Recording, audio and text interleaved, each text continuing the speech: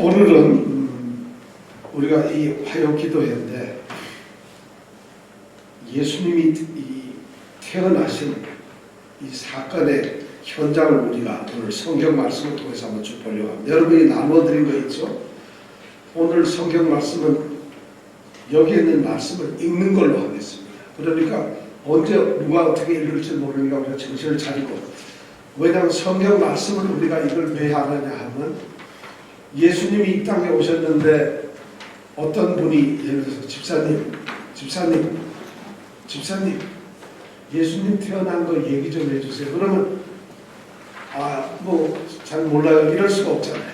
그래서 오늘 말씀은 마태복음 1장하고 2장 그리고 누가복음 1장하고 2장에 있는 말씀을 예수님이 태어난 거의 순서로 제가 한번 이렇게 연결을 해봤어요. 근데 이것이 꼭 맞는다는 아니에요. 왜냐하면 그렇게 시간을 성경에 안 써놔가지고 이게 앞인지 뒤인지 모르는데 이야기 흐름상으로 우선 봐가지고는 이렇게 10개 정도로 나누면 되지 않겠느냐 해가지고 제가 이렇게 만들었습니다.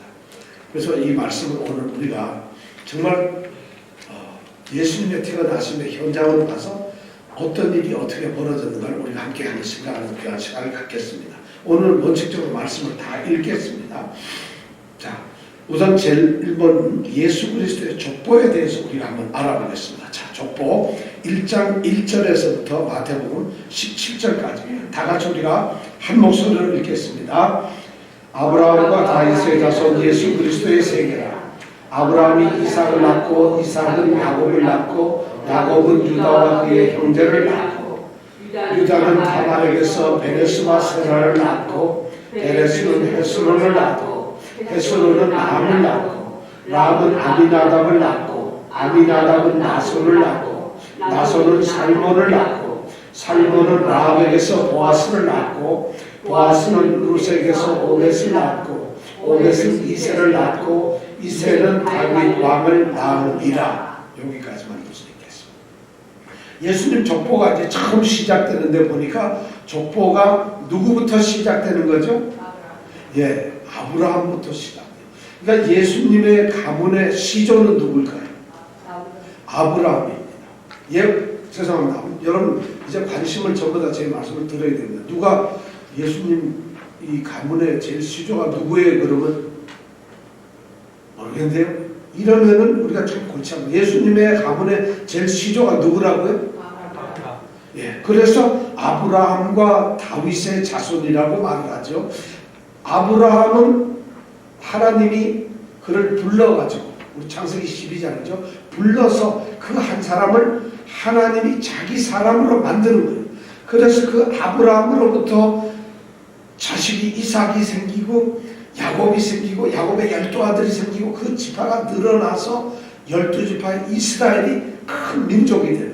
그 민족이 애굽의 종노릇하다가 430년 그리고 40년 동안 광야 나왔다가 330년 가나안 땅에 살다가 그 가나안 땅에서 드디어 왕 국가를 만드는 거죠. 그 처음 왕이 누구죠? 사울 왕이에요. 그리고 두 번째 왕이 바로 다윗 왕이에요. 아브라함에서부터 다윗 왕까지. 그래서 이스라엘 사람들은 마음속에 너희들 조상 중에 둘만 얘기하라고 누구를 얘기할까요? 아브라함하고 다윗만 얘기해요. 아브라함은 시조니까 얘기해야 되고 다윗은 왕국으로서 가장 위대한 왕이니까 이 둘만 얘기하는 거예요. 아브라함과 다윗까지의 세대가 1000년이에요. 1000년인데 왜냐하면 아브라함은 지금부터 4000년 전 사람이고 다윗은 3000년 전 사람이에요. 지금부터. 근데 이 1000년 사이에 이 두 사람을 이 이스라엘 사람들은 아브라함 다윗을 생각하는 거죠. 그런데 바로 예수님이 아브라함의 자손이고 또한 누구? 다윗의 자손이다. 이렇게 돼가지고 이 족보가 이렇게 쭉 나옵니다. 그래서 17절까지 나가요. 누가 나왔는데 여기에 보면은 이 족보에 전부 인원이 몇 명이 나오냐면 46명이 나옵니다. 족보가 46명. 자, 족보가 몇 명 나온다고요? 예수님의 족보에 유명한 두 명이 시작이 누구라고요? 그 다음에 다윗이죠. 아브라함의 아들이 다윗이 절대 아닙니다. 이 차이가 100년, 1000년 차이, 1000년. 자, 이렇게 해서 나왔는데 보면은 이 족보에 보면은 46명이 나오는데 예수님 족보에 들어가는 사람 정도 조상이라면 굉장히 훌륭해야 될 것 같죠. 아브라함, 다윗의 후손들이고 예수님의 조상이니까 그런 사람이면은 세종대왕 같은 사람, 강감찬 같은 사람, 이런 사람이 있어야 될 걸로 생각돼요. 그런데 이 족보를 보면 그렇지가 않아요. 그렇게 아브라함처럼 다윗처럼 훌륭한 사람, 이런 믿음이 좋은 사람들이 있는 반면에 정말 믿음이 형편없이 나쁜 왕들이 있어요. 이스라엘 나라 중 역사 중에서 최악으로 나쁜 사람이 므낫세라고 하는 왕이에요. 므낫세라는 왕이 최고로 나쁜데 그 므낫세라는 왕이 1장 10절에 보면 히스기야라는 왕이 므낫세를 낳아요. 그 므낫세라는 역사상 10절에 보면 가장 악한, 아주 이런 사람이 이스라엘에서 최고로 나쁜 사람. 근데 그런 사람이 이 예수님의 족보에 선조로 간다. 근데 나쁜 사람이 이 사람만 들어간 게 아니라 왕 이름을 제가 이래 보니까 적어도 6명 정도는 이스라엘 역사에서 아주 악한 왕들이에요. 그런데 6명이 그 자리에 들어간다. 그리고 또 어떤 거 가만히 보면 어떤 데는 정말 이 사람은 이름도 없는 사람. 성경에 보면 이 족보에 딱 한 번 이름 나오는 이런 사람도 있어요. 꼭 나 같은 사람이죠. 우리 같은 사람이죠. 별로 유명하지 않는데 예수님의 족보에 있어요. 그러니까 예수님의 족보에는 매우 다양한 사람이 있다. 훌륭한 사람도 있고 좀 알려지지 않은 사람도 있고 훌륭한 왕도 있고 악한 왕들도 있고. 그런데 또 여기에 가만히 보면 여자가 4명이 나와요. 여자가. 자, 3절에 보세요. 3절 한번 읽어볼까요? 시작. 유다는 다말에게서 베레스와 세라를 낳았다. 베레스와 세라는 쌍둥이인데 유다가 그 바로 직절에 보면 야곱이 유다와 그의 형제를 낳았다 돼 있어요. 2절에 보면 아브라함이 이삭을 낳고 이삭은 야곱을 낳고 야곱은 유다와 그의 형제를 낳고. 유다의 형제는 몇 명이니까요? 네? 네, 전부 12명인데 11명이다. 유다를 빼면은 12명이죠. 왜냐면 그게 야곱의 아들 12명이잖아요. 그런데 맏아들이 누구죠? 예, 르우벤. 둘째 아들은 시므온. 셋째 아들은 레위. 예, 네 번째 아들은 이걸 아는 사람이 꼭 이 중에 한 명이 있기 때문에 꼭 그분한테 보면 유다가 네 번째 아들인데 이 네 번째 아들이 보면 예수님의 족보에 올라가요. 우리가 생각할 때는 맏아들이 올라가거나 아니면은 그래도 이 12아들 중에서 제일 그래도 이 높은 사람이 누구예요? 요셉 아니에요? 요셉. 그죠? 총리니까. 그럼 요셉이 예수님의 조상의 이름에 들어가야 될 텐데 유다가 올라가 넷째 아들. 그리고 다윗이 유다 지파의 사람이고 예수님이 유다 지파의 사람이에요. 그러니까 예수님의 이 족보 하나님의 뜻은 너무 다르니까 우리 여러분 족보가 나쁘다 해서 내가 무슨 김씨인데 이런 거 자랑하지 말라. 내가 무슨 이씨인데 무슨 김씨는 웃겨 이런 거 하지 말라는 거예요. 족보에 보면 별 사람이 다 있어. 근데 보면 여자가 나오는데 3절에 보니까 유다는 다말이라고 하는 여자에게서 쌍둥이를 낳았어요. 다말이 누구죠? 며느리죠. 다말은 며느리예요. 며느리인데 저기 아들이 3명 낳았는데 여자한테 가가지고 아들 둘이 죽으니까 시집을 셋째 아들을 줘야 되는데 안 주잖아요. 창세기 38장에 나오는 거예요. 그러니까 다말을 친정집에 쫓아보냈죠. 그리고 나서 다말은 물론 가나안 여인이에요. 그래서 유다가 아둘람이라는 데 가가지고 아둘람 여자 수아라고 하는 사람의 딸을 갖다가 아내로 얻어요. 가나안 여자. 그래서 수아의 이 딸을 갖다가 아내로 얻은 그 아내가 죽으니까 그만 그 상심한 마음에 외로워가지고 딥나라고 하는 곳에 여행을 가지고 잡아요. 근데 그 여행을 갖다가 거기서 만난 이 몸을 파는 여인이 바로 다말이에요. 시아버지가 쫓아내니까 고향에 갔다가 시아버지가 온다는 말을 듣고 변장을 해서 창녀처럼 기다리고 시아버지가 오니까 어떻게 했을까요? 이렇게 한 거죠. 그렇게 해서 어떻게 되나요? 애를 낳은 게 바로 베레스하고 헤라는 거예요. 예수님 족보에 세상 이런 게 나와요. 이 여인이 누구냐? 가나안 여인이에요. 도대체 이스라엘로서는 생각할 수 없는 가나안 여인이 여기 들어가 있어요.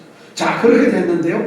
그 다음에 5절에 가보면 또 여자가 하나 나와요. 자, 다말이라는 여자가 나왔는데 5절에 보면 살몬은 라합에게서 보아스를 낳았다고 되어 있어요. 여기 라합이라고 하는 여자는 누구냐 하면은 가나안 땅을 점령하고 진격하러 갈 때 제일 첫 번째 나오는 성이 무슨 성이에요? 여리고 성이에요. 여리고 성에서 바로 성벽에 여관 비슷한 술집이 있었는데 거기에 창기가 누구냐? 장녀가 바로 이 라합이라는 여자예요. 살몬은 여호수아의 명을 받고 여리고성을 정탐하러 갔다가 거기에서 누구를 만날까요? 라합을 만나요. 그리고 돌아왔죠. 그리고 나중에 점령해서 여리고성에 있는 사람은 다 죽여버리는데, 여러분 이거 다 우리 배운 건데 지금 너무 처음 들어보는 것 같은 분 손 내려보세요. 이거 다 배운 거예요, 우리 전부 다. 근데 처음 들어보는 것 같아요. 왜 이럴까? 이래서 목사님들이 설교가 재밌는 거예요. 다 기억하면 실수를 하면 큰일 나잖아요. 기억을 못하는 게 참만 다행이에요. 근데 기억 못하면 자랑은 하지 마세요. 못한다 이렇게 생각하세요. 근데 살몬이 갔다가 거기서 봤는데 돌아왔어요. 그리고 나중에 점령할 때 여리고성을 다 죽이려 했는데 라합의 가족만 살려요. 바로 이 라합이 이 정탐꾼이 왔을 때 도와줬거든요. 도와줬기 때문에 살리는 거예요. 그리고 살몬이 그 여인과 결혼을 하는 거예요. 근데 이 여인 어디 사람이겠어요? 가나안 사람이잖아요. 그런데 예수님 족보에 선조 할머니로 올라간다는 것이에요. 아, 예수 왜 한숨 쉬세요? 너무 심해? 예수님 가련한 족보야. 이 가만히 보면. 그 다음에 또 뭘까요? 라합에게서 보아스를 낳았죠. 5절에 보니까. 그 다음에 보아스는 또 누구예요? 루스에게서 오벳을 낳아요. 루스 또 여자예요. 루스는 누구냐 하면은 모압이라고 하는 나라. 외국에 형제 나라긴 한데 모압이라고, 우리 암몬, 모압, 에돔 배웠죠. 바로 모압이란 나라에 살고 있는 여자예요. 근데 이 여자가, 모압 여자가 여기에 또 족보에 들어와요. 이건 우리가 룻기에서 다 배운 거예요, 우리가. 그리고 오벳을 낳고, 오벳은 누구를 낳아서? 이새를 낳고. 6절에 가서 보면 이새는 다윗 왕을 낳고, 다윗 왕의 아버지 이름이 뭐죠? 그러니까? 이새, 맞아요. 그럼 다윗 왕 입장에서 보면은 아버지가 이새고, 할아버지는 오벳이고, 그죠? 증조 할아버지는 보아스, 증조 할머니는 누구예요? 루시. 네, 이렇게 틀릴 줄 알고 안 물어보고. 이건 왜냐면 지금 딴 생각하시는 분, 이런 분 이걸 못 따라오는 거예요. 제발 여러분 옆에서 누가 좀 조금 있으면 밖에서 예수님 탄생 족보에 대해서 누군가가 묻는다, 이걸 생각하고 긴장을 좀 하시고 들으세요. 아, 난 평생 모를 거야. 자랑으로 삼지 말고 제발 좀 긴장을 해주세요. 자, 그래서 이새를 낳고, 이새는 다윗 왕을 낳았어요. 근데 6절에 보니까 다윗은 우리야의 아내, 우리야라는 사람의 아내에게서 누구를 낳아요? 솔로몬 모르는 사람 손 들어보세요. 없어요. 솔로몬 왕은 세계에서 인류 역사상 가장 지혜로운 왕이 솔로몬 왕이잖아요. 가장 영광스러웠던 왕인데, 그것이 다윗 왕의 아들인데, 그 솔로몬 왕은 다윗의 아들이긴 하지만 정상적인 자기 첫째 부인에게서 난 아들. 다윗은 성경에 보면 최소한 7명의 아내를 데리고 있어요. 그리고 뭐 좀 성경에 안 나온 사람까지 하면은 상당히 많겠죠. 하여튼 7명의 아내가 있는데, 이 우리야라고 하는 자기 신하 부하 장군인데, 그 자기 부하 장군 우리야의 아내인 이름이 뭐죠? 밧세바라고 하는 여인을 취해가지고 애를 낳은 게 바로 솔로몬이에요. 그러면 예수님 족보에서는 도대체 우리가 그냥 예를 들어서, 여러분 제 족보와 얘기 좀 할게요. 제가 이렇게 얘기해 보세요. 그럼 여러분 속으로 뭐라고 했어요? 아, 저 목사 쌍놈이로구나, 행패롭구나, 이러지 않겠어요? 바로 예수님 족보가 이렇다는 거예요. 자, 여자 이름 4명 누구누구? 처음에 시작 다말, 두 번째 라하, 두 번째, 세 번째 룻, 네 번째 밧세바, 우리아의 아내. 이 4명의 여자가 전부 신분이 형편없는 여자들이에요. 전부 이스라엘 사람들 어쩌면 아니에요. 전부 다 그런 사람. 그리고 이 관계가 절대로 옳지 않은 관계들이. 그런데 예수님은 그런 여자의 관계에서 의해서 족보가 만들어져요. 자, 그렇게 해서 쭉 만들어져 가지고 예수님의 족보가 마지막에 우리가 지난주에 바로 어제 그저께 우리가 설교를 했는데 16절 17절 한번 읽어볼까요? 시작. 야곱은 마리아의 남편 요셉을 낳았으니 마리아에게서 그리스도라 칭하는 예수가 나시니라. 그런즉 모든 대수가 아브라함부터 다윗까지 연례되어 다윗부터 바벨론으로 이거할 때까지 연례되어 바벨론으로 이거한 후부터 그리스도까지 연례되어라. 자, 여기서 아브라함부터 다윗까지가 1000년인데 여기가 몇 대라고요? 14대. 그 다음에 다윗 왕서부터 어디로? 바벨론으로 이거했다. 이게 무슨 말이에요? 바벨론으로 옮겨가 살았다는 게 이게 무슨 말이죠? 그렇죠. 이스라엘 나라가 쫄딱 망해가지고 왕이 붙잡혀갔어요. 바벨론으로. 나라가 망했다는 거예요. 그래가지고 왕이 바벨론 왕에 의해서 쫓겨가지고 시드기야 이런 사람 눈도 뽑히고 완전히 이래가지고 전부 다 도망가 왕 나라가 없어져 버렸어요. 바벨론으로 갔다 이 말은 여러분 바벨론에 무슨 뭐 관광 갔다가 아니라 나라가 없어졌다. 그러니까 다윗 왕성 왕국이 그렇게 화려하던 왕서부터 나라가 망해가지고 바벨론으로 포로로 잡혀갔다. 요때까지가 몇 대요? 14대. 자, 포로로 잡혀가가지고 그 다음에는 나라가 없어졌으니까 암흑이죠. 암흑에서부터 누구까지? 그리스도 예수님이 태어나는 데까지가 몇 대? 14대. 그래가지고 합계 42대. 예, 그래가지고 예수님의 족보는 이렇다는 거예요. 자, 예수님의 족보에 대해서 이제 하나 질문을 하나 하겠습니다. 자, 족보의 시조가 누굽니까? 바로 딱 안 나오면 안 된다는 거죠. 자, 예수님의 족보에서 나쁜 왕 이름 하나만 얘기해 보세요. 므낫세라고 하는 왕이에요. 그죠? 자, 그러면 다음 중에서 예수님의 족보에 들어가지 않는 사람은 누굴까요? 자, 오늘 예수님 족보에 안 들어간 사람. 1. 모세. 2. 벌써 답을 정해버렸네. 모세는 족보에 안 들어가요. 세상에 모세 같은 사람이 족보에 안 들어가요. 요셉이 족보에 안 들어가요. 세상에. 이런 사무엘이 족보에 안 들어가요. 여기 이런 세상에. 그러니까 예수님이 족보, 우리가 성경에 알고 있는 그 화려한 사람들이 여기 안 들어갔다는 거예요. 그리고 예수님의 족보는 그런 족보를 예수님이 가지고 태어났습니다. 자, 그러면 두 번째 넘어가지고 2번 예수 그리스도의 나심. 예수는 그럼 어떻게 나셨는가? 자, 1장 18절 읽어보겠습니다. 예수 그리스도의 나심은 왜 안 읽어요? 이게 저기를 신형 저기로 해서 그래요. 이게 거기에 글씨가 안 보이는군요. 네.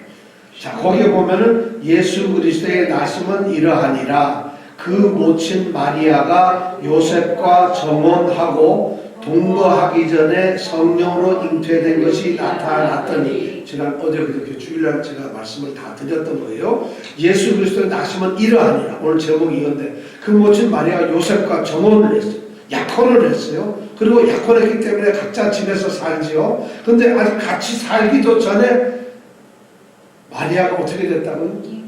잉태. 잉태라는 말이 무슨 말이에요? 태 속에 채워졌다는 거예요. 잉태하고 임신하고 같을까요? 다를까요? 네? 달라요. 잉태는 동물이 새끼를 배도 잉태, 사람이 애를 가져도 잉태인데, 임신은 사람만 가졌을 때 임신이라고 해요. 근데 여기서 잉태라고 했어요. 왜냐하면 사람이 아니고 성령으로 의해서 잉태를 했기 때문에 잉태라는 말을 우리나라 번역을 이렇게 쓰고 있어요. 근데 어떤 해설집에 보면 목사님들이 잉태는 동물 보고 얘기하는 건데 이건 임신으로 바꿔야 된다 이렇게 말하는 사람이 있어요. 그건 조금 생각 더 해야 되는 분들이죠. 왜냐하면 이건 사람과 사람에서 사람을 낳은 게 아니라 성령에 의해서 잉태됐기 때문에 그래서 잉태라는 단어를 써요. 자, 성령으로 잉태된 것이 나타났다고 그랬어요. 자, 성령으로 잉태한 게 어떻게 나타났을까? 그것이 바로 예수님이 성령으로 잉태된 것이 누가복음 1장 26절에 나옵니다. 자, 누가복음 1장 26절 우리가 보세요. 누가복음 1장 26절서부터 없는 분들은 이렇게 누가복음을 미리 이렇게 찾아놔도 되겠어요. 자, 누가복음 제가 읽겠습니다. 누가복음 1장 26절에 이렇게 됐어요. 여섯째 달에 천사 가브리엘이 하나님의 보내심을 받들어 갈릴리 나사렛이란 동네에 갔다. 이렇게 나와 있어요. 이 26절에 보면, 누가복음 1장 26절에 보면, 자, 예수 그리스도의 나심이 일어난다. 그 모친 마리아가 요셉과 정혼하고 동거하기 전에 성령으로 잉태한 것이 나타났다는데, 그럼 어떻게 나타났는가를 얘기하는 것이 바로 누가복음에 설명이 되어 있어요. 여섯째 달에, 1장 26절에 보면 여섯째 달에, 뭐가 여섯째 달이라는 얘기일까요? 여섯째 달에. 그러니까 이렇게 갑자기 제가 말씀드리면은 여러분들은 몰라요. 왜냐면 이거 성경을 여러분들이 잘 모르시기 때문에. 요 전에 1장 1절부터 25절까지를 읽으면 알면은 26절이 여섯째 달이라는 말이 무슨 말인지 알게 돼요. 여섯째 달이라는 것은 지금 사가랴라고 하는 제사장하고 엘리사벳이라고 하는 이 부인 사이에 나이가 굉장히 많아 늙었는데 애가 없어요. 이 사가랴하고 엘리사벳 사이에. 그런데 사가랴는 제사장이에요. 근데 어느 날 예루살렘 성전에서 자기 당번이 되어가지고 제사를 드리는 일을 맡는데 그때 천사가 나타나. 이 가브리엘 천사가 나타나요. 그러더니 야, 너희들 애 없지? 너희 이제 엘리사벳이 애를 갖게 될 거야. 아니 지금 나이가 마치 이 사람들도 거의 한 70살 넘어 80이라 된 사람들이에요. 애를 갖다니 우리가 나이가 몇 살? 애를 내년에 낳게 될 거예요. 그렇게 애를 낳게 된다는 얘기를 해요. 그래서 애를 가져요. 그 부인 엘리사벳이 아기를 갖게 돼요. 그래서 아기를 가진 지 여섯째 달이 됐다는 거예요. 여섯째 달. 그 아기를 누가 가졌다고요? 엘리사벳이라는 사람이 여자가 아기를 가졌어요. 그걸 가진 지가 몇 달 됐다고요? 6달이다. 엘리사벳이 세상에 도저히 못 낳을 줄 알았던 이 할머니가 아기를 가졌어요. 그래서 아기를 가진 지 몇 달이 됐다고요? 여러분 제발 좀 이렇게 얘기를 잘 들으셔야 됩니다. 지금 6달이 되었어요. 근데 지금 몸에 지금 임신하고 있는 애가 우리가 잘 아는 세례 요한이에요. 세례 요한. 지금 세례 요한하고 예수님은 친척 관계예요. 이 엘리사벳도 친척 관계예요. 전부 다. 그러니까 이 친척 관계인데 여섯째 엘리사벳이라는 자기 아줌마가 세례 요한을 임신을 한 지 6째 달에 그 임신할 것이라고 얘기했던 가브리엘 천사가 다시 하나님이 보내가지고 어디 왔느냐? 나사렛이라고 하는 동네에 왔어요. 그래가지고 27절에 보니까 다윗의 자손 요셉이라고 하는 사람과 약혼을 한 처녀에게 이르렀어요. 근데 그 처녀의 이름이 뭐라고요? 마리아. 27절에 보면 마리아였어요. 그 28절에 보니까 이제 이 가브리엘 천사가 그 처녀에게 들어가가지고 말을 합니다. 뭐라고 말을 하죠? 시작. 자, 왜 이거 안 읽어야지? 자, 가브리엘 천사가 그 마리아에게 들어가서 말을 합니다. 자, 뭐라고 얘기하죠? 시작. 은혜를 받은 자여, 은혜를 받은 자여. 예, 이런 말을 하는 거예요. 가브리엘 천사가 마리아한테 가서 다짜고처럼 이 처녀 아가씨한테 가가지고 은혜를 받은 자다 너는. 그리고 주님께서 너와 함께 하사 하나님이 너와 함께 한다. 이 얘기를 다 하는 거예요. 천사가 와가지고. 그러니까 28절에 보니까 29절에 보니까 이 처녀가 마리아라는 처녀가 그 말을 듣고 깜짝 놀라는 거예요. 천사가 왔다는 이게 천사인지 아닌지도 잘 모르는 데다가 자기처럼 이 나사렛이라고 하는 총동네에 살고 있는 아가씨, 이름도 없는 이 아가씨가 갑자기 천사가 나타나서 너희가 은혜가 있다. 그리고 하나님이 너와 함께 한다. 이런 얘기를 들으니까 이게 무슨 까먹는 소리? 이런 소리로 들리고 도대체 납득이 안 되는 막 그냥 깜짝 놀래버려요. 그래서 이 처녀가 29절에 그냥 놀래가지고 왜 이런 말을 나한테 하는 걸까? 이렇게 생각합니다. 그런 걸 이미 천사가 눈치채고 30절에 보니까 천사가 일러 다시 말을 합니다. 뭐라고 얘기하냐? 시작. 마리아여 무서워하라. 내가 하나님의 은혜를 얻었느니라. 목소리가 있는 소리가 작아요. 다시 한번 천사 목소리처럼 해가지고 천사가 마리아에게 말합니다. 천사 가브리엘 천사처럼 말합니다. 시작. 마리아여 무서워 말라. 내가 하나님께 은혜를 얻었느니라. 마리아가 이 정도로 얘기하면 뭐라고 안 들려요 이랬을 것 같아요. 천사가 이제 그러니까 천사가 말하는 것처럼 얘기해요. 마리아야 무서워하지 말아라. 하나님께 너는 은혜를 받은 사람이야. 이런 얘기를 합니다.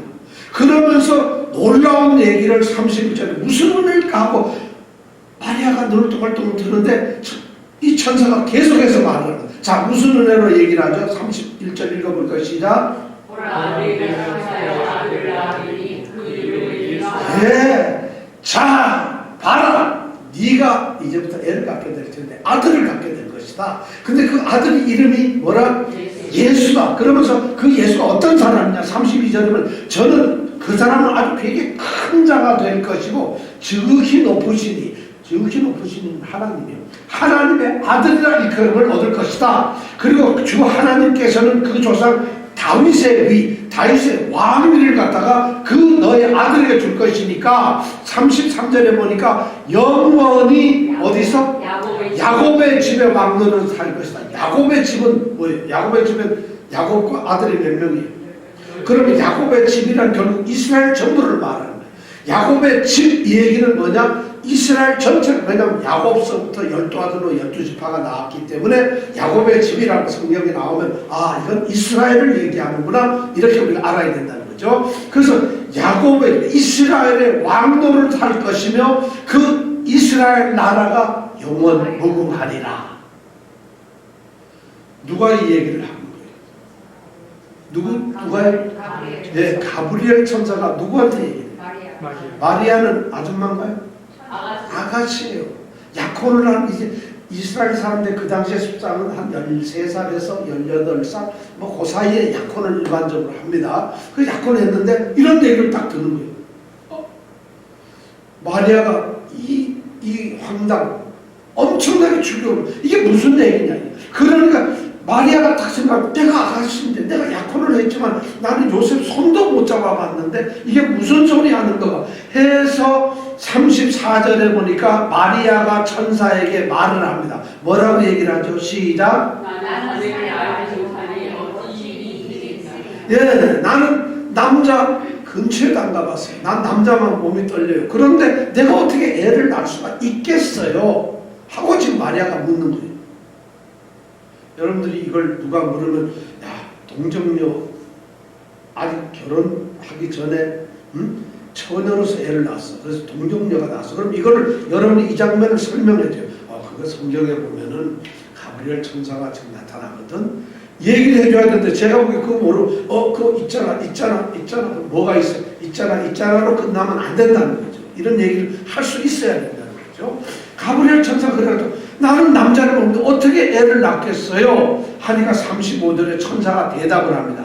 성령이 내게 임하시고 지극히 높으시니 이건 하나님이죠. 하나님의 능력이 너를 덮으시니 이러므로 태어나시는 그 거룩한 사람은 누구냐?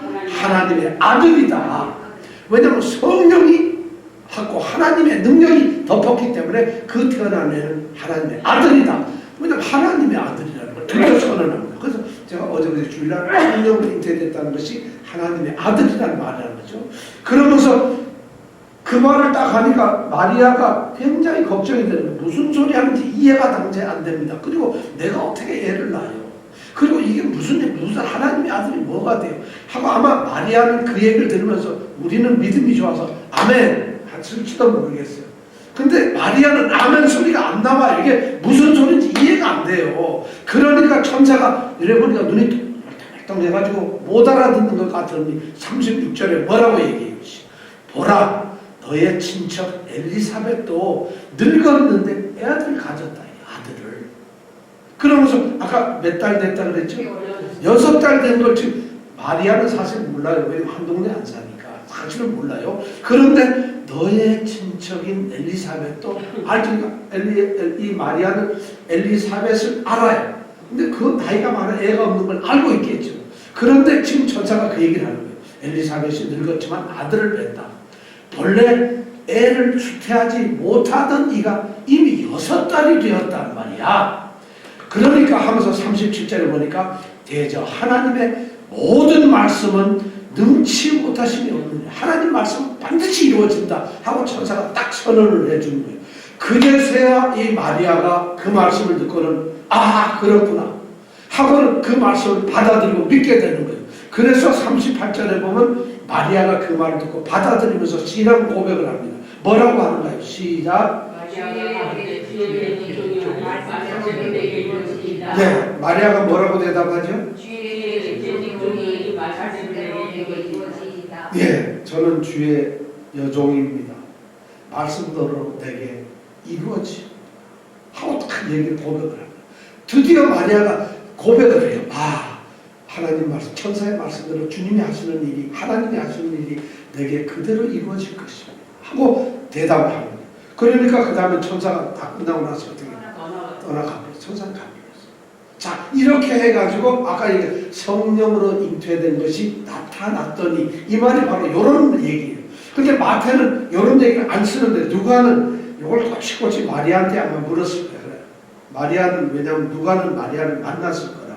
왜냐하면 누가는 마리아 이 어머니는 이제 요한하고 에베소 교회에서 오래 있었거든요. 누가는 바울하고 같이 사역을 하는 사역자인데 아마 에베소 교회도 몇 번 가고 그러면 이 어머니 마리아를 늙은 어머니 마리아를 봤을 거라는 거예요. 그러니까 누가가 누가복음을 쓰기 위해서 마태는 자기가 예수님으로부터 들은 걸 썼겠지만 또는 마리아에게 들은 걸 썼겠지만 누가는 만날 기회가 없으니까 아마 거기서 만나가지고 마리아 성모요 미안하지만 애 가졌을 때 좀 얘기 좀 해주세요. 이렇게 아마 물었을 거고 그러니까 마리아가 아마 이런 얘기를 했을 것 같다. 나는 그렇게 생각을 합니다. 그렇지 않으면 누가가 어떻게 알겠어요. 누가가. 자 그렇게 해서 드디어 애가 갖게 되고 성령의 애를 내가 잉태하게 될 거라는 것을 마리아는 알게 되었어요. 자 그렇게 딱 되니까 이제 드디어 이 마리아가 그 일을 어떻게 할 수가 없잖아요. 지금 애를 가졌나 안 가졌나요? 가졌죠. 아니 지금 네가 갖게 될 것이냐. 그러니까 마리아가 네 이루어지겠나요 하고 말만 했어요. 가졌나요 안 가졌나요? 아직 몰라요. 가졌느냐 안 가졌느냐.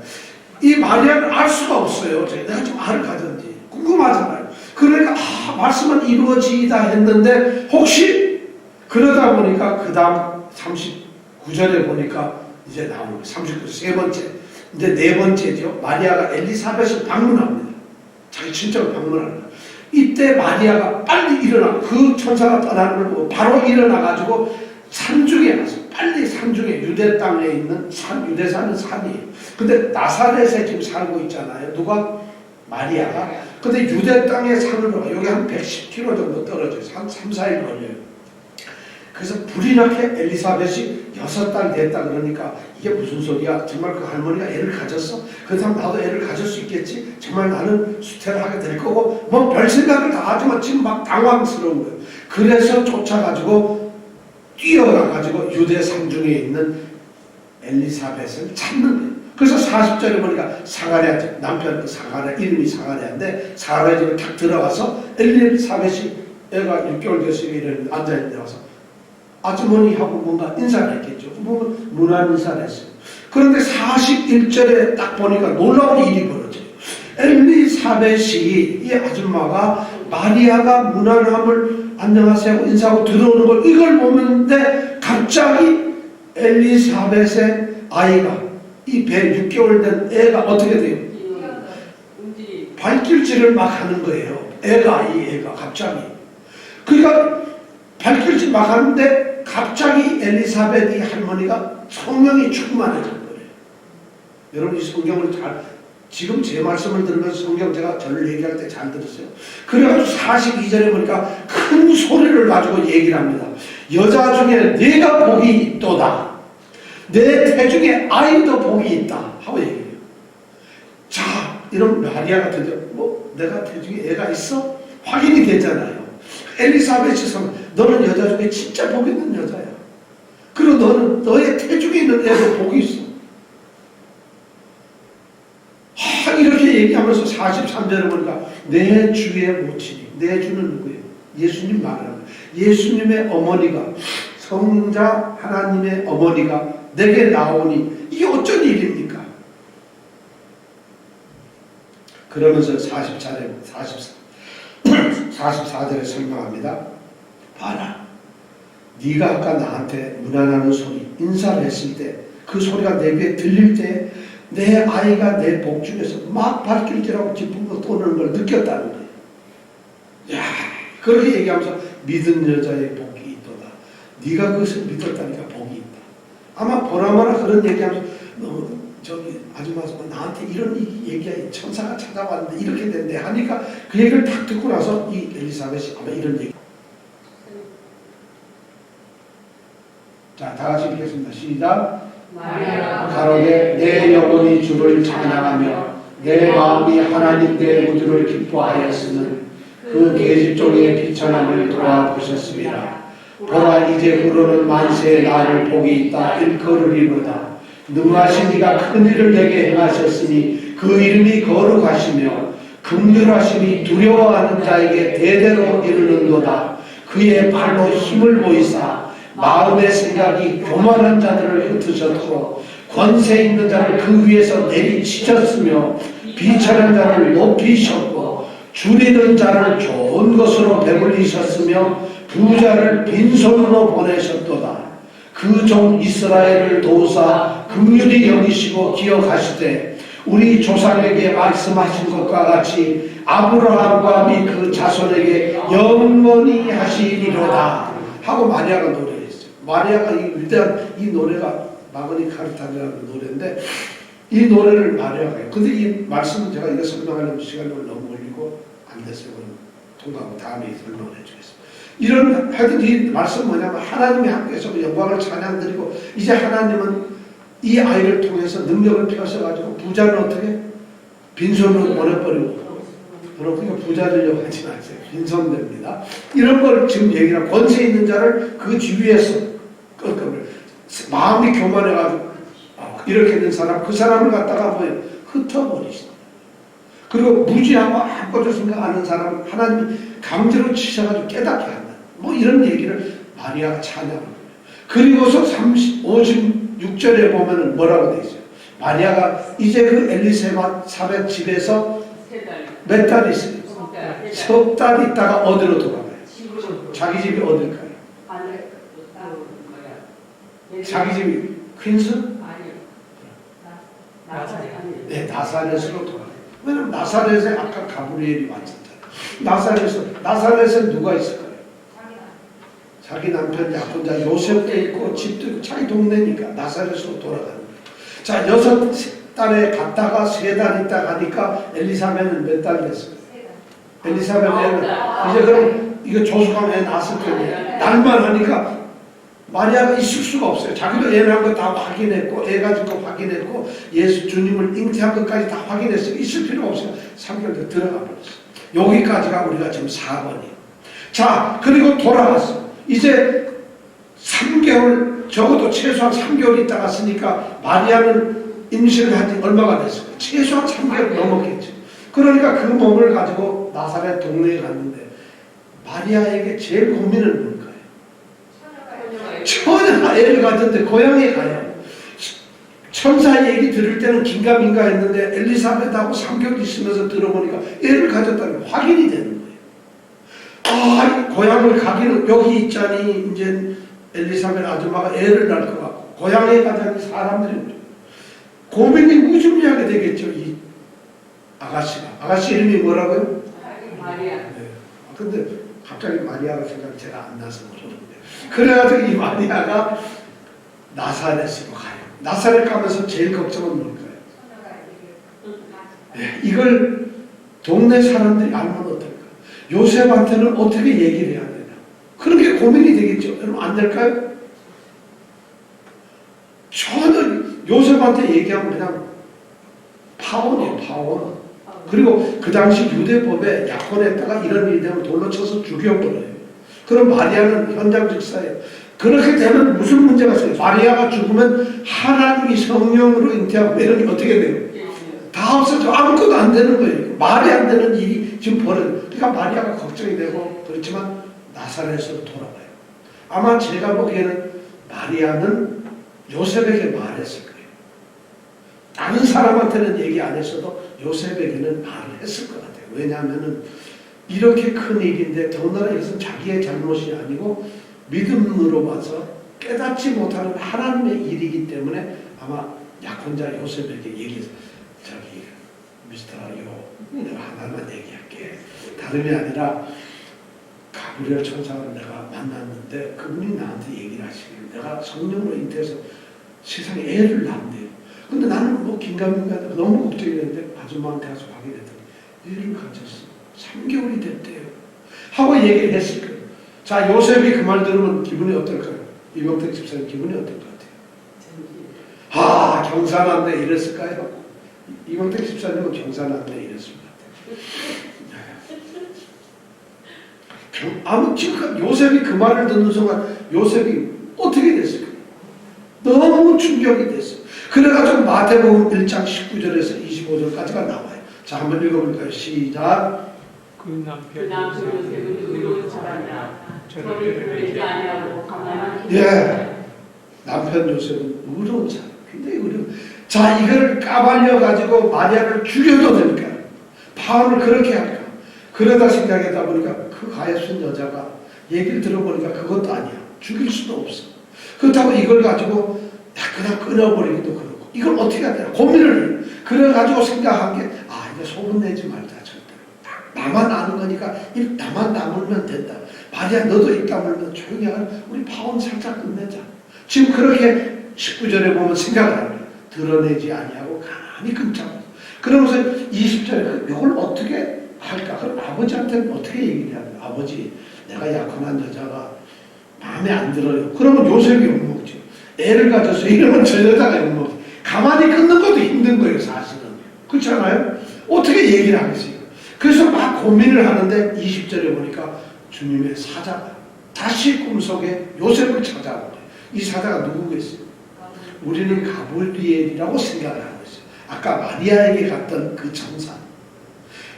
그 전에 사가랴와 엘리사벳에게 갔던 그 천사가 요셉에게까지 온 이 가브리엘이 예수님 태어날 때 제일 바쁜 천사가 가브리엘이에요.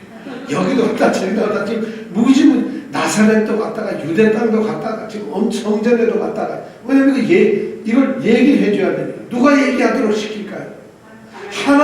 하나님이 더 바빠. 야 빨리 요셉한테 야 지금은 저 마리아한테 가서 얘기해야지. 아니야 지금은 저 엘리사벳 바빴을 거라. 드디어 요셉을 찾아서 꿈속에 얘기했어. 그러면서 다윗의 자손 요셉아 하면서 얘기를 하는 거야. 꿈속에 네 안에 된 여자 마리아 데려오는 거 절대 무서워하지 마라. 그 애가 지금 애를 가지고 있다고 너 얘기 들었을 텐데 그 애는 성령으로 태어나는 거야. 나의 애라는 거야. 하나님께서 그 얘기 하게 한 거야.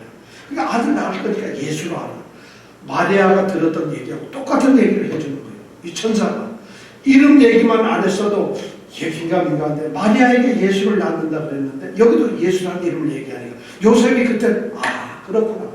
그래가지고 그것이 다 자기에게 이루어질 걸로 알고 있어요. 그래가지고 24절 25절에 보세요. 뭐라고 되어 있어요? 한번 읽어볼까요? 요셉이 잠을 깨어 일어나서 주의 사자의 분부대로 행하여 그 아내를 데려왔으나 아들을 낳기까지 동침치 아니하더니 낳음의 이름을 예수라 하니라. 자, 요셉이 잠에서 깨어나가 일어나서 데리고 왔지만 절대 같이 안 자요. 잠을 안 해요. 그런 애를 낳았어요. 근데 자, 그렇다면 지금 요셉이 어디서 태어났을까요? 지금 예수님이 어디서 태어났어요? 나사렛에서 태어나요. 요 말대로 하면 그죠? 왜냐면 나사렛에 가가지고 요셉한테 얘기하고 요셉이 꿈을 들었고 집에 데려왔다고 하는 거예요. 그 아내를 데려왔으니까 집으로 데려왔을 거 아니에요. 그런데 애를 낳았어요. 그럼 어디서 낳아요? 나사렛에서 낳죠. 요 성경대로 하면은. 그러니까 요것만 읽어보고는 어떤 사람이 또 나사렛에서 낳았다 이러는데 실제로 베들레헴에 낳았어요. 그럼 어떻게 해서 베들레헴에 낳았을까? 우리는 그걸 알기 위해서 6번에 있는 예수 그리스도의 탄생으로 간다는 거예요. 그럼 그게 뭐냐면 누가복음 2장 1절에서 7절 말씀이에요. 자, 누가복음에 하나님께서는 거기서 그냥 낳아버리면 이거는 반드시 나사렛에서 낳게 되는 거예요. 그런데 하나님은 그렇게 하시지 않았다는 거예요. 누가복음 2장 1절에서 보면 그때에 바로 이때죠. 바로 요셉이 이렇게 고민을 하고 있는 이때에 가이사 아구스도 이건 로마 황제입니다. 옥타비아누스 황제를 말합니다. 황제가 자기가 다스리고 있는 집에 모든 피지배 나라들한테 전부 다 호적을 해라. 호적령을 내리는 거예요. 그러니까 호적을 내려서 천하로 호적을 내리라 하니까 2절에 보니까 구레뇨라고 이 지역을 담당하고 있는 지역 장관인데 이 사람도 역시 유대 땅에 있는 사람, 이스라엘에 있는 사람도 전부 호적을 하는 거예요. 그래가지고 모든 사람들이 3절에 보면 뭐라고 했어요? 시작. 모든 사람이 호적하라. 모든 사람이 호적을 하라. 어디로 갔다고요? 고향. 어디로요? 고향. 고향으로. 그러면 다윗의 자손인 이 요셉은 어디로 가야 돼요? 그게 바로 베들레헴이에요. 다윗의 자손, 다윗 자손 후손들은 다윗의 고향이 어디냐? 베들레헴이에요. 다윗이 태어난 곳이 베들레헴이고 자라났던 곳이 베들레헴이에요.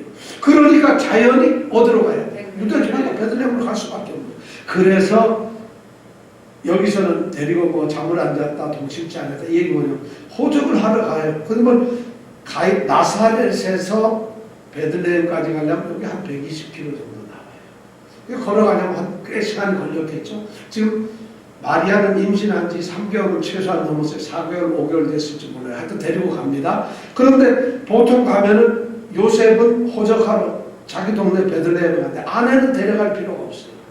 그런데 요셉이 여기 보면은 4절에 보니까 5절에 보니까 그 정원한 마리아와 함께 호적을 하러 같이 간다는 거예요. 결혼도 안 했는데 뭐 결혼신고하러 갔나요? 혼인신고하러 가나요? 아마 여기서 뭐 여자는 호적 신고 동달하러 갈 필요도 없는데 요셉이 이거 다 성경 말씀을 이루려고 하는 거지. 임신한 자기 약혼녀를 갖다 놔둘 수는 없잖아요. 혼자 보호해야 돼 이제는. 그러니까 할 수 없이 데리고 어디로 가는 거예요? 어디로 가요? 다윗의 동네 베들레헴으로 가는 거예요. 그래서 베들레헴에 갔어요. 베들레헴에 가가지고 자 6절에 보니까 거기 있을 그때 거기가 어디죠? 네, 호적을 하러 베들레헴까지 갔어요. 그러니까 한 며칠을 걸어가가지고 나사렛은 이쪽 북쪽에 갈릴리 호수가 여기 있다면 여기쯤이 거의 비슷하게 약간 내려와 있는 데가 나사렛이에요. 그럼 베들레헴 가려면 이리 쭉 내려와가지고 여기 예루살렘 지나고 그 밑에 바로 8km 떨어진 데가 베들레헴이. 여기서 쭉 내려가면 베르세바가 나오죠. 그러니까 이 거리가 한 120km 되는데 거길 가도 베들레헴에 갔어요. 그래서 거기 있을 때 드디어 회산할 날이 찼어요. 그러니까 요거 와서는 아마 3개월 만에 바로 온 게 아니고 좀 나사렛에서 좀 있다가 호적하러 이제 애 낳기 전에 직전에 왔습니다. 그래가지고 7절에 보니까 뭐라고 돼 있어요? 시작. 마다들라 함부로 싸서 그의 되었으니 이는 사만에 있을 곳이요. 예. 마다들을 낳았다고 했어요. 마리아하고 요셉 사이에 첫 번째 태어난 아이가 누구예요? 예수 마다들이. 그 밑에 동생들이 있을까요? 없을까요? 예수님이 동생이 있어요. 예, 나중에는 그 낳은 아들은 하나님의 아들일까요? 요셉의 아들? 그렇죠. 요셉의 아들이 4명 적어도 5명 이렇게 태어나요. 그 중에 유명한 사람 야고보. 야고보는 나중에 이스라엘 그 제자가 아니고요. 그 야고보는 뭘 하냐면 예루살렘 공회에서 대표 장로가 돼요. 그래서 야고보서를 쓴 장로가 되는 거예요. 대단한 형제가 나오죠. 그 다음 그 밑에 아들 동생 중에서 시므온이라는 동생도 있고 여러 명 있어요. 자, 그래가지고 이 마리아가 거기서 애를 내요. 자, 마다들을 낳아서 어디에 쌌어요? 강보로 싸서 그 이후에 어디에 쌌어요? 강보가 뭔가요? 강보. 이정근 주의 강보가 뭔가요? 보강? 강보는 담요예요, 담요. 뭐 갑자기 이러면 곤란해요. 담요야, 담요. 강보라는 건 담요 같은 두루마기 같은데 그거 담요로 돌돌돌 싸가지고 어디에 눕혔다고요? 어디에요? 다시 7절 다시 한번 읽겠습니다. 시작. 마다들을 낳아, 예수님 마다들을 낳아서 그 다음에 어떻게? 강보로 싸서 그 다음에 어디에 넣었어요? 구유에 넣었습니다. 자, 예수님은 뭘로 싸졌죠? 금방적인. 자, 다시요. 마다들을 낳아 강보로 싸서 구유에 뉘었다. 예수님은 어디로 쌌죠? 그리고 어디에 누워졌죠? 구유에 누웠어요.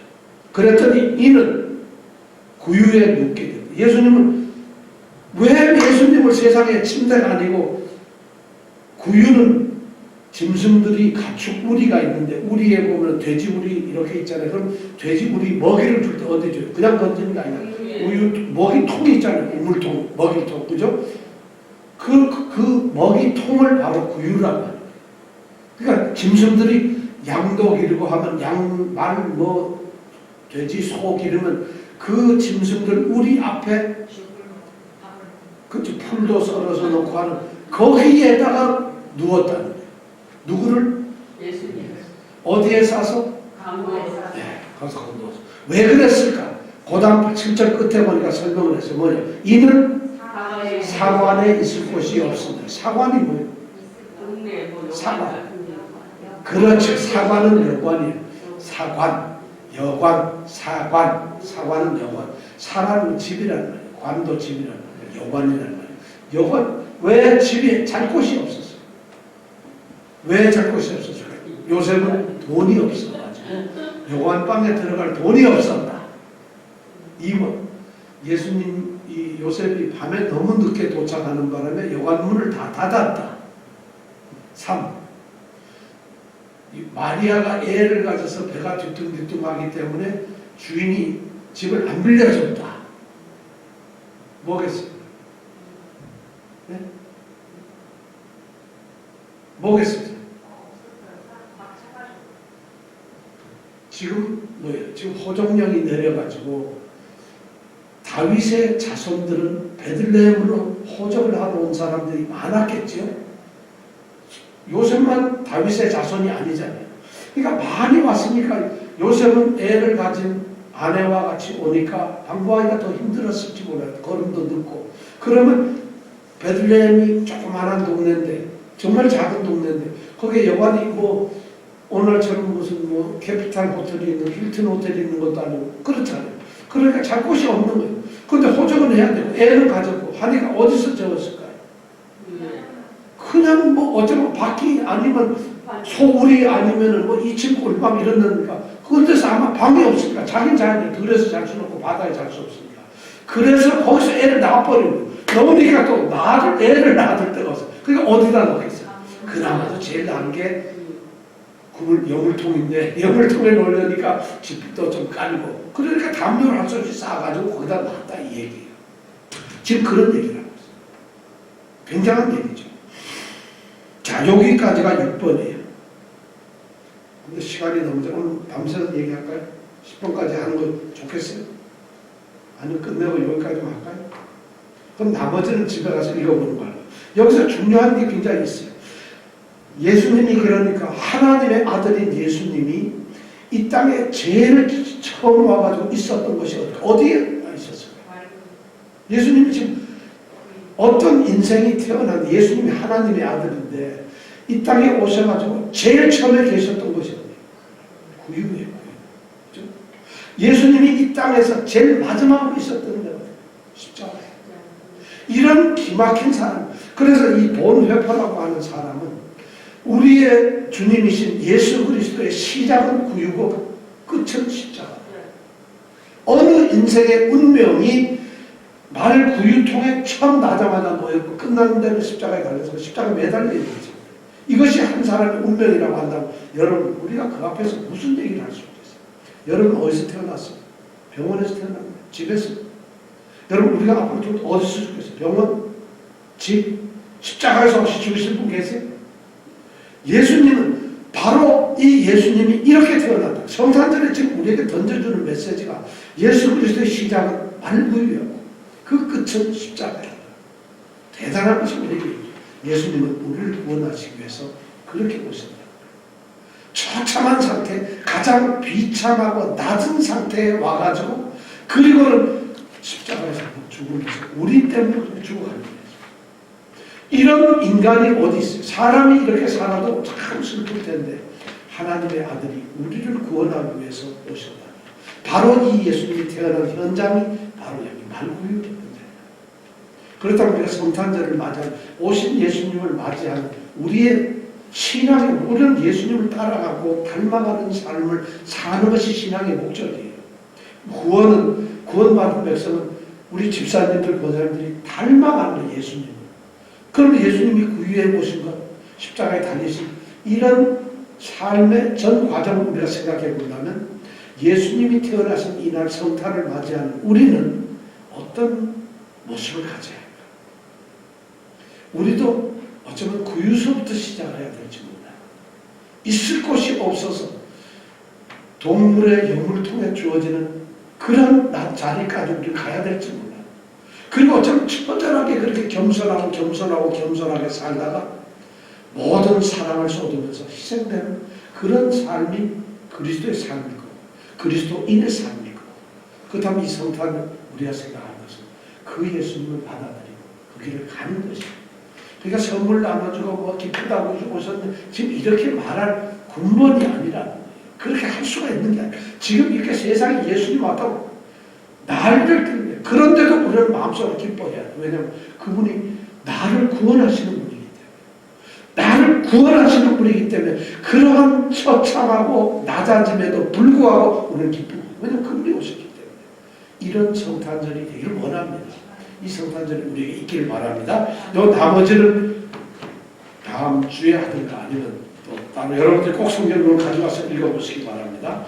이제 기도하겠습니다.